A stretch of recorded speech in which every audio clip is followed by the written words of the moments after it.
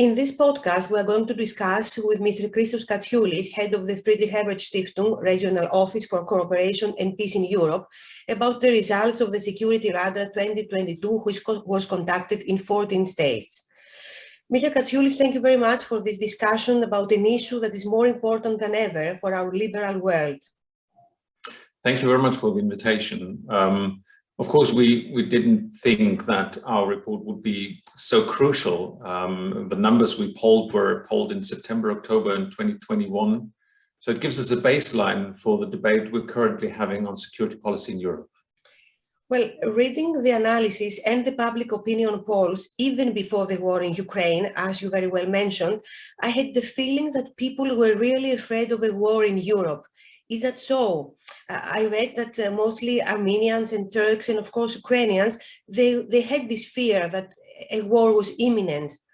And yes, for them, peace and cooperation are and was, when the polls were conducted, also a priority. Is that so? Absolutely. And we see a difference there. We have the three countries you mentioned, Armenia, Ukraine and Turkey, that are quite anxious and concerned about wars and conflict affecting their countries, which is understandable. Armenia had a recent conflict with Azerbaijan, Ukraine was in a permanent conflict with Russia, and Turkey was affected by the conflicts in the near abroad. But we also see that in the heart of Europe, there is a difference. The eastern states, for example, Poland is far more concerned about wars and conflict than Germany, for example. So there is a kind of a gap still in Europe between the East and West. Well, there was a gap last year in September, and people in the West of Europe felt far safer than those in the East of Europe. If you could say, according to the Security Radar 2022, which of the major powers are conceived are a major threat? Is it Russia? Is it China?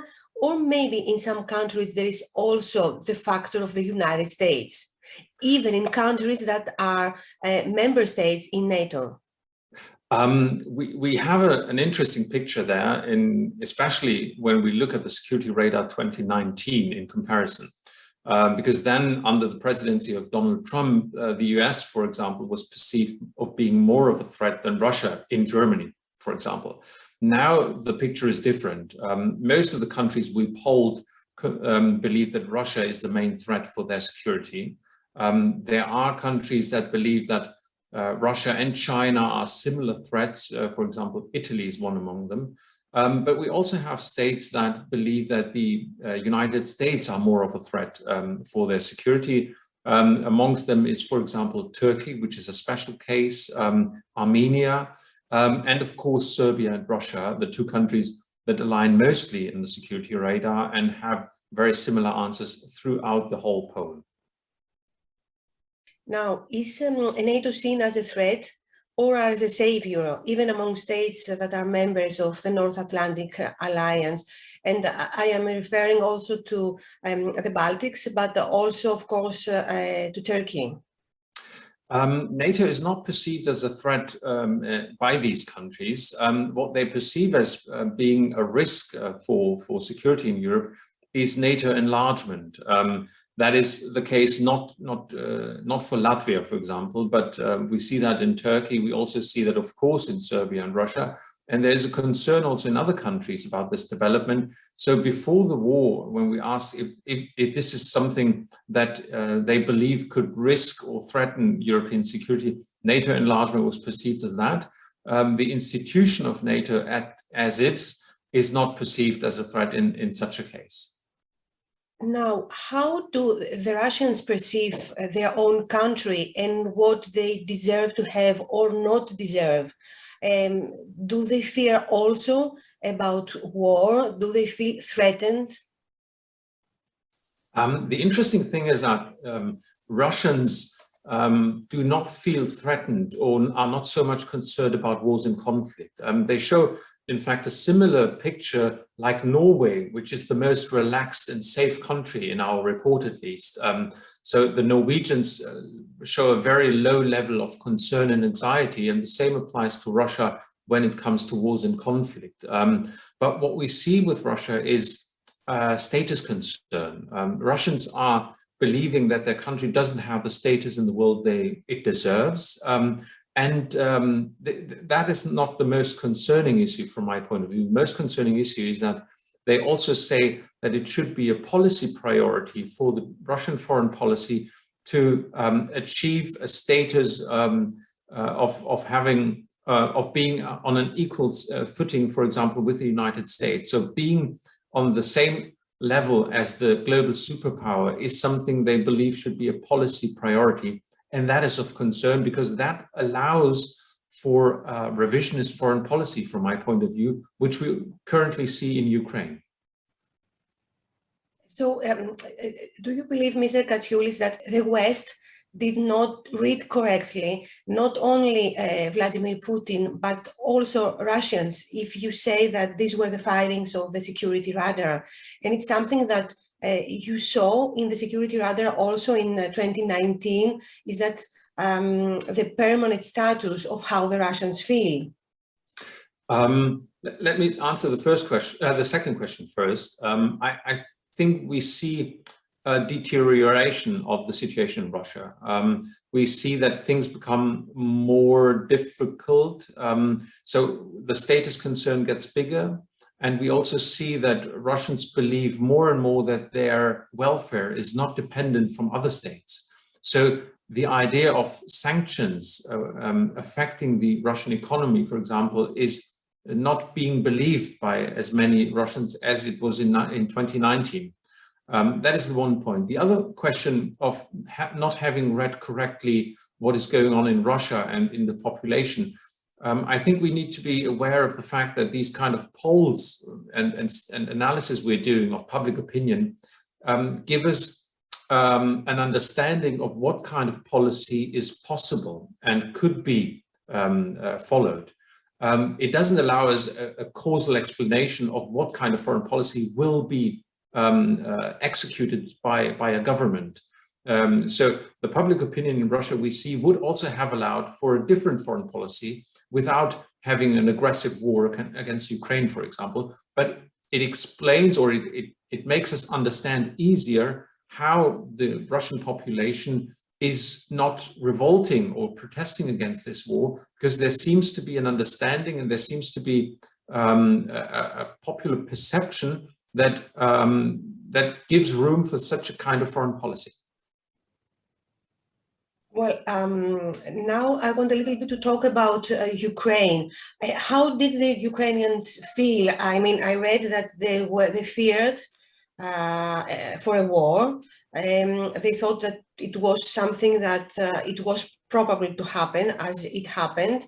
In this poll, did you see that the Ukrainians were pro-Western and pro-liberal democracy, that they wanted to leave completely the Russian status quo, if I can say that? What we can clearly see is that Ukrainians were very much concerned about wars and conflict. They were very much concerned about their security.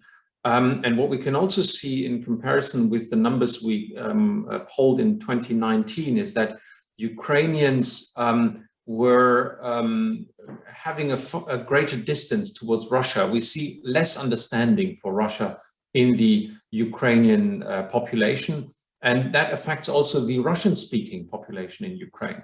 So the gap between the people in Ukraine and Russia gets bigger. And what we also see is a great urge for internationalization of conflict.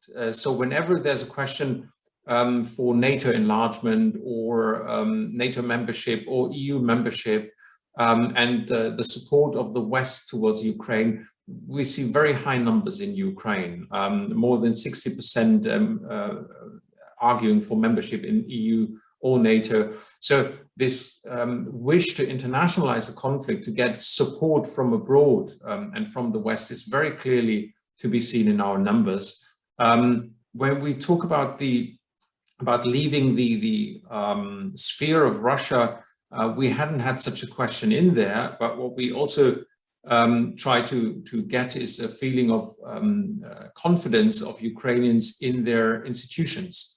And there, I think we see a rather concerning picture, because we see very high confidence and trust in institutions that are in the security sector, the military, the police, the Secret Service. And we see very little trust in the government, for example, in the courts, or in political parties and media. So that is a concerning picture, because we're also talking about the status of Ukraine and the democracy of Ukraine. But when we see the numbers before the conflict, that is something that can't be seen in the same sense in other countries of Europe as well.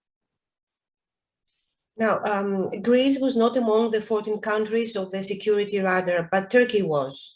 Exactly. And what I think may be a point of concern for Greece, but not only Greece, is how is Turkey's self-image, how Turks see themselves and their country. Can you explain that a little bit? I mean, we see that the vast majority of Turkish respondents, 82%, are dissatisfied with the country's international standing. 56% believe that some territories beyond Turkish borders actually belong to Turkey. Isn't that worrisome? And not only for Greece, but also for the other NATO members and generally for Europe, maybe? I fully agree.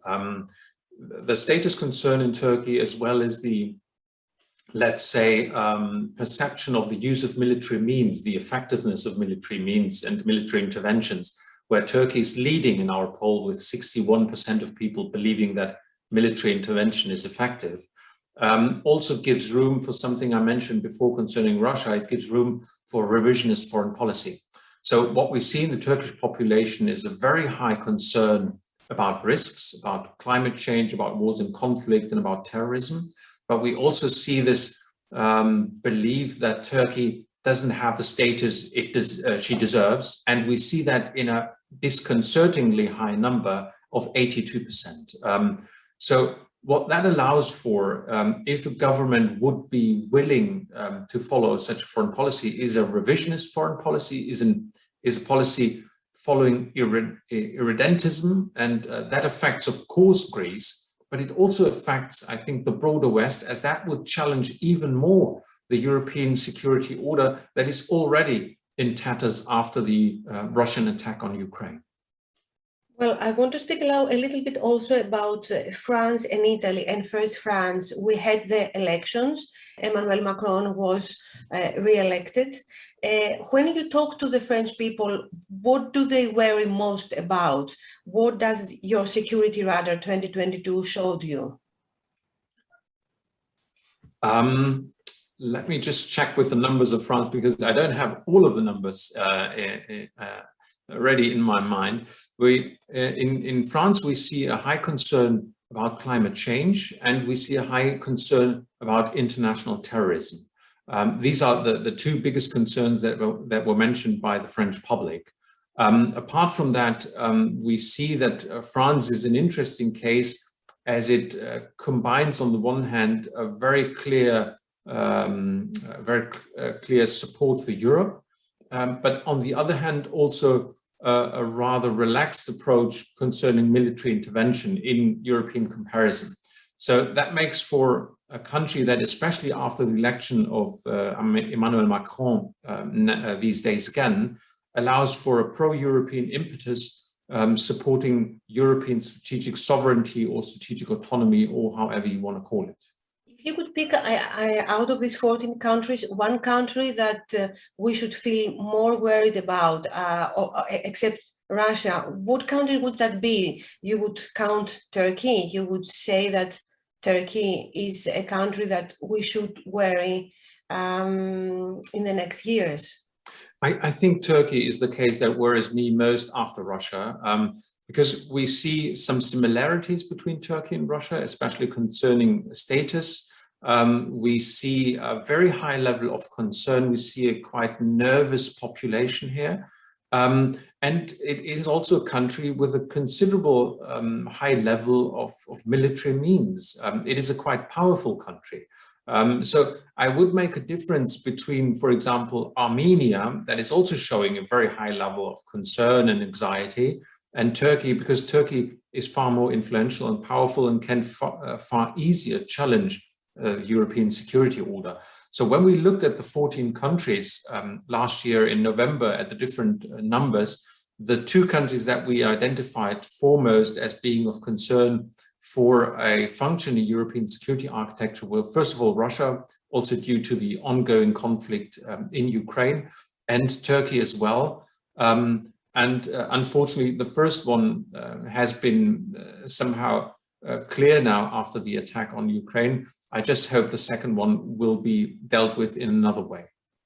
Mr. Katsioulis, do you think that European Union, the West, the United States understand fully what is so clear by the poll and by your security radar?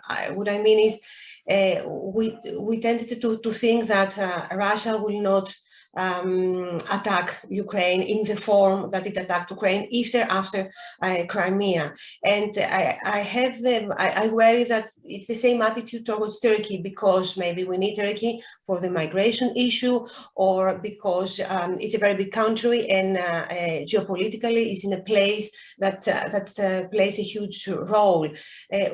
What I mean is, after now the Ukraine war, and when you talk to diplomats, when you talk and you show and you explain the security radar 2022, do they understand how things are and how dangerous some countries may be or may become?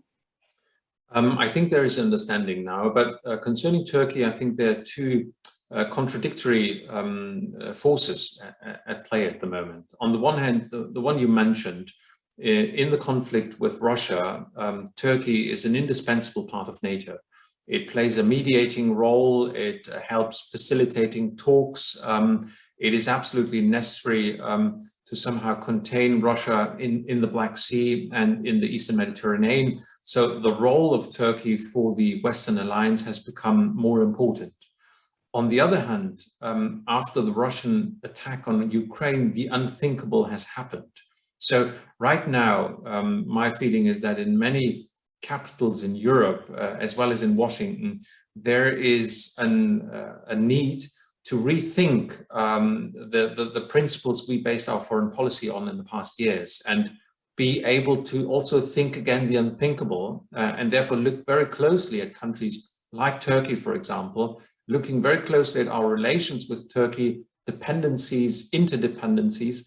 The same applies for China, I would say. But there's now a new perspective on these kind of relationships after the total failure of our assessments of Russia. And that applies, of course, more to the west of Europe than to the east, because we had always warnings from countries like Poland, Latvia, and others about the Russian imperialist thinking and ideology and probable danger. Whereas in the West, in Germany, in Italy, but also in Greece, I would say, the danger was perceived as being a bit less concerning.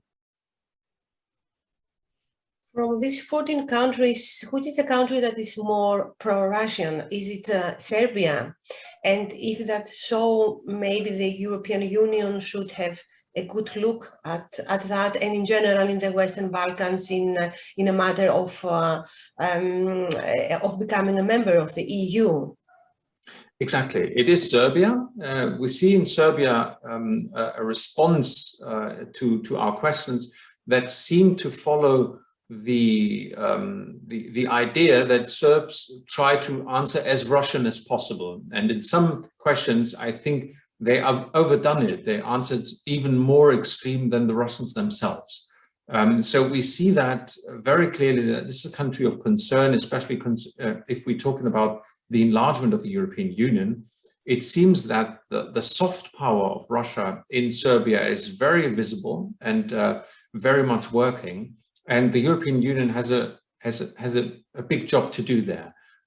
So the instruments that can be applied to the Western Balkans by the European Union need to be rethought, and I think it also needs to be a question of geopolitics of how the European Union applies the Western Balkan. And Serbia is probably only the most extreme example, but we also see Russian influences in other countries of the Western Balkan, and that needs to be taken into account, and not only question of economics and meeting the criteria and so on and so forth that have dominated the debate for the past decades. If you could say something that made you a huge impression in these 14 countries, what would that be? Apart from Russia and Turkey that we already discussed, I mean, is it something in the United Kingdom or in the United States or maybe even Germany that you could pick out that it made an impression on you? I would pick out three things. One thing is the very high level of concern in Italy and Turkey about climate change. We see that the south of Europe is very much aware of the dangers climate change poses. That is one point. The second point is the United States.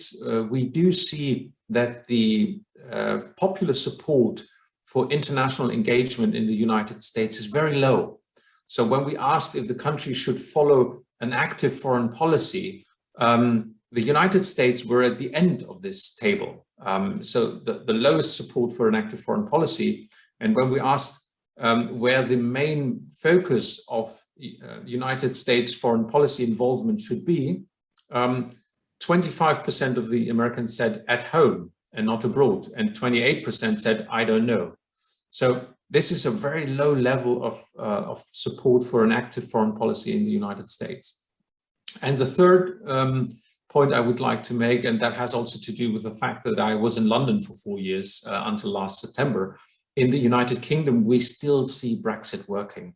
We still see skepticism about the European Union, skepticism about the cooperation with the European Union, and this kind of feeling that Britain should go alone or should go more with the United States. That is still visible in our numbers, although I believe that the Ukraine war may have changed this perception a little bit.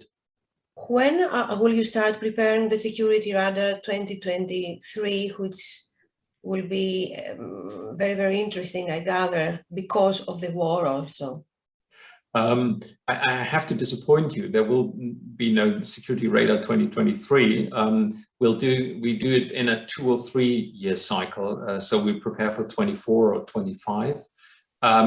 What we will do, however, this year is we will do a small Security Radar special report on France, Germany, and Poland, because we want to try to see how the war in Ukraine has affected security perceptions in these 3 key countries for European foreign and security policy, the so-called Weimar Triangle.